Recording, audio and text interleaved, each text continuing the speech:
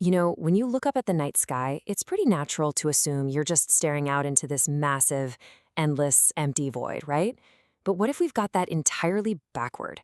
Seriously, what if instead of being this giant, expanding balloon of just nothingness, the cosmos is actually a closed biological architecture, like a single, pulsing, living cell? Welcome to this explainer. Today, we're taking a deep, inside-out journey into a genuinely mind-bending cosmological framework. It's called the All That's Holy, or ATH, universe. We're going to break down some incredibly complex source documents that, honestly, completely reimagine everything we think we know about physics, gravity, and even time itself. Okay, let's dive into this roadmap. First up, the living cosmic cell. Then, the God Thing nexus. Number 3, the 3D yin-yang engine. 4 is the 13-layer ATH universe. And finally, number 5, the true relativity of time. Let's get right into it. Section 1, the living cosmic cell, a universe alive. So in the ATH framework, we have to totally toss out the idea of an infinite dead vacuum. Just throw it away. Instead, we need to picture reality as a living, breathing entity with an actual anatomy. And this brilliantly illustrates the whole concept. According to the source documents, the universe is shaped kind of like an infinity sign that's wrapped up into a sphere. And here's the wild part. Just like a biological cell, it breathes. It operates on this continuous rhythmic cycle. There's an outward exhale, which actually makes up 74% of the phase, and an inward inhale, making up the remaining 26%. This bipolar squeeze, this endless pumping back and forth, is literally the metabolic engine of reality itself. Moving on to Section 2, the God Thing nexus, the heart of everything. So, you might be wondering, what is actually powering this massive cosmic breath? To find out, we've got to zoom directly into the dead center of it all. The framework describes this exact center of the universe as a giant pulsing neutron star. The sources actually call this central point the God Thing. Now, it is a zero-point singularity, but not the kind of infinite density where all our math just breaks down. Instead, it's this highly regulated cosmic core where every single layer of the universe meets and connects.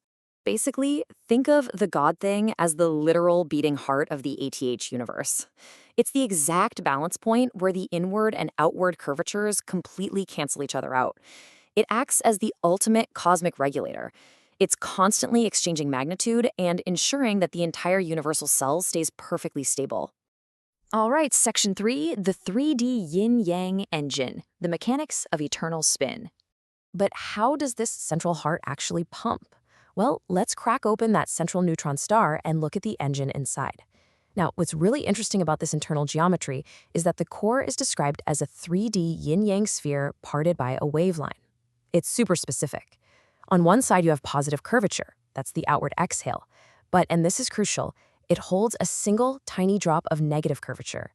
Then, on the other side, you have the negative inward inhale, and it holds a single drop of positive curvature. Because each side is holding on to a little piece of its absolute opposite, they are constantly chasing each other.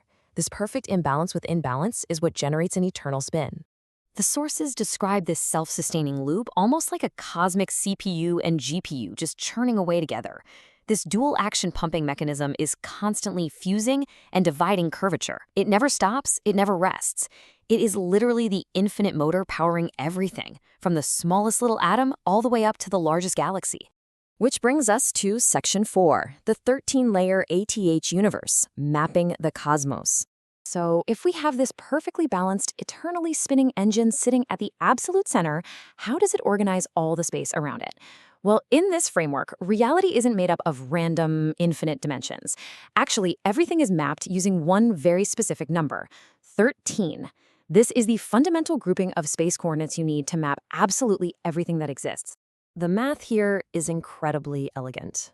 From our human perspective, the universe scales up 7 layers. So, out to planets, stars, galaxies, and beyond.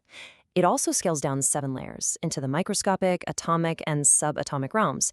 But, and here's the kicker, because the top, the bottom, and the center all share that exact same zero-point nexus, the God Thing, the total number of unique balance shells is a perfectly closed 13. 7 up, plus 7 down, minus that one shared center. 13. These 13 layers are intricately nested. They operate as a toroidal loop. What that actually means is the layers don't just stretch out endlessly into some void. The top, bottom, and center all curve back around to meet in a continuous loop. The whole sphere stays perfectly closed. Mass doesn't just disappear into nowhere, it just changes layers. Let's see how this builds into creation itself. As that central engine pumps, curvature density builds up until it hits critical mass. When that happens, boom, the system sparks. The sources describe these incredible hourglass-shaped microuniverses dividing and sparking into existence all around that central core. It's essentially astrophysical cell division, right? It's creation happening right at the balance limit. And that perfectly sets up Section 5, the true relativity of time, a measure of change, not a line. So if space is structured as a series of 13 recursive breathing layers, how on earth does time function inside that? This is honestly probably the most mind-bending part of these documents.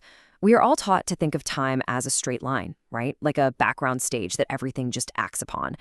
Well, the ATH framework just completely throws that out the window. Here, time is defined simply as the rate of exchange of magnitude and curvature between 2 points. That's it. It is just the speed of action within a regulated system. Because time is just an exchange rate, it is deeply, profoundly relative to the layer you actually exist in. To put that into perspective, one of those hourglass-shaped microuniverses we just looked at might spark into existence and then totally collapse in what feels like a microsecond to us. But to the entities inside that microuniverse, because their exchange rate is happening so incredibly fast, their reality feels perfectly normal. Their little microsecond literally feels like an eternity. So within this galactic geometry, time acts more like a phase lock rather than some absolute clock ticking away. Time dilates, it changes speed, depending entirely on which of those 13 layers a system occupies. The larger the layer, the slower the breath. Time isn't just ticking uniformly across the cosmos, it's flexing, it's breathing, anchored entirely by the resistance of the geometry itself. So the really crucial point here is captured beautifully in this summary right from the source text. It says, time is not the stage on which reality acts. It is the heartbeat of regulation. Where there is no balance to maintain, there is no time. Think about that. If a system freezes or falls out of balance, time literally stops for that system. Time is life. Okay, let's pull it all together. We have journeyed from the exact center of everything, that yin-yang neutron star, the God thing, outward through the 13 recursive layers of the cosmic cell.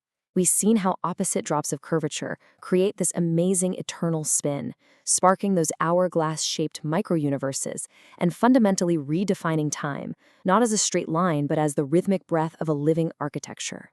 Which leaves us with one final, awe-inspiring question to chew on today. If our entire observable universe is just one breathing layer nested inside this massive 13-layer living engine, what does that make us? Are we just tiny sparks in a microscopic hourglass, experiencing our own personal eternity? Thanks so much for exploring the All That's Holy framework with me today. Keep asking questions and keep looking up. Or actually, maybe scratch that. Keep looking inward.